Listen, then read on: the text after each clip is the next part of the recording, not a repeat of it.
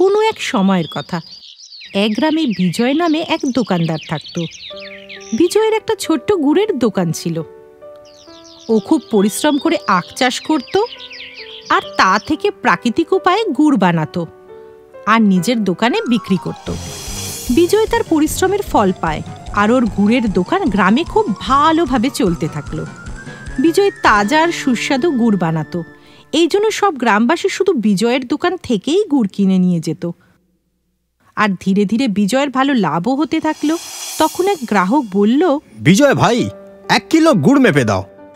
কাকিমা তোমার দোকান থেকে ভালো গুড় আনতে বলেছেন তোমার দোকানের মিষ্টত্ব আর স্বাদের কোনো তুলনাই হয় না, শহর অবধি এর চাহিদা।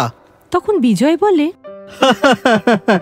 ধন্যবাদ ধন্যবাদ, কিন্তু এসব তো গ্রামবাসীদের ভালোবাসা, তাই তো আমার রুজি রোজগার চলছে। গ্রাহক গুড় নেয় আর চলে যায়। আর দিনের পর দিন বিজয়ের দোকানে গ্রাহকের ভিড় বাড়তেই থাকে।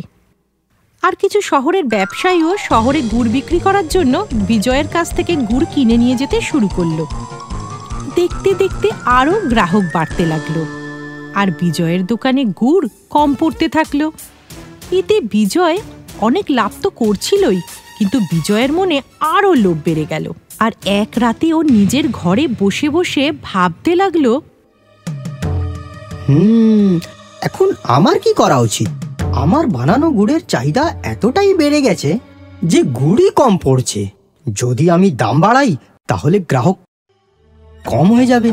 আমাকে গুড়টা বাড়ানোর জন্য ভেজাল মেশাতে হবে, এতে দামও বাড়াতে হবে না আর গ্রাহকও কম হবে না।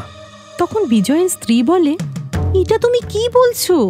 এতে তো গুড়ের মিষ্টতা কমে যাবে আর গ্রাহকরাও আর পছন্দ করবে না। তুমি বেশি লোভ করো না, সবকিছু তো ভালোই চলছে। তখন বিজয় বলে, তুমি তো কিছুই জানো না ব্যবসার বিষয়। আমি যা করছি ঠিকই করছি, আমার দোকান আমার নামে চলে। বিজয় ওর স্ত্রীর কোনো কথাই শোনে না, আর পরের দিন থেকে ও গুড় বানানোর সময় ভেজাল মেশাতে থাকে। আর এখন বিজয় দোকানে আগের চেয়ে বেশি গুড় বানায়। গ্রাহক আর ব্যবসায়ী বিজয়ের দোকানে গুড় নিতে আসে। তখন এক গ্রাহক বলে, শোনো ভাই, আমাকে 10 কিলো গুড় দাও তাড়াতাড়ি। অন্য গ্রাহক বলে, না না বিজয় দা, আগে আমাকে দিয়ে দাও 20 কিলো গুড়।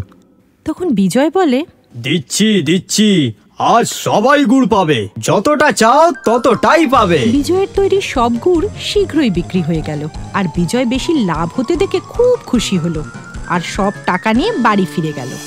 এখন বিজয়ের লোভ আরো বেড়ে গেল।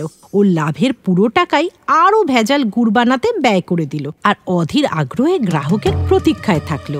তখনই কিছু গ্রাহক রাগে বিজয়ের দোকানে আসে আর বলে, তুমি আমাদের ঠকিয়েছো ভেজাল গুড় দিয়ে, আমাদের লোকসান করেছো, এই গুড় তো আমাদের থেকে কেউই কিনছে না। অন্য গ্রাহক বলে, তোমার ভেজাল গুড় খেয়ে তো আমার ছেলে অসুস্থ হয়ে পড়েছে, আমরা তোমার উপর ভরসা করে খুব বড় ভুল করেছি। তখন সব লোকেরাই বলতে থাকে, এখন আমাদের টাকা ফেরত দাও। হ্যাঁ, আমাদের টাকা ফেরত দাও, আমরা আর কোনোদিন তোমার দোকান থেকে জিনিস কিনবো না। লোকেদের এইরকম রেগে যেতে দেখে বিজয় ভয় পেয়ে যায়, আরও বাধ্য হয় নিজের এই ভুলের জন্য সবাইকে টাকা ফেরত দিতে। এতে বিজয়ের খুব লোকসান হয়, আর এবার লোকেরা বিজয়ের দোকান থেকে গুড় কেনাও বন্ধ করে দেয়।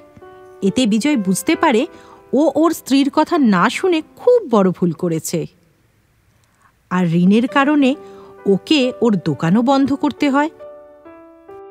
বিজয় কাঁদতে কাঁদতে তখন বলে, হে ভগবান, আমার অহংকার আর লোভের জন্যই আজ আমার এই দুর্দশা।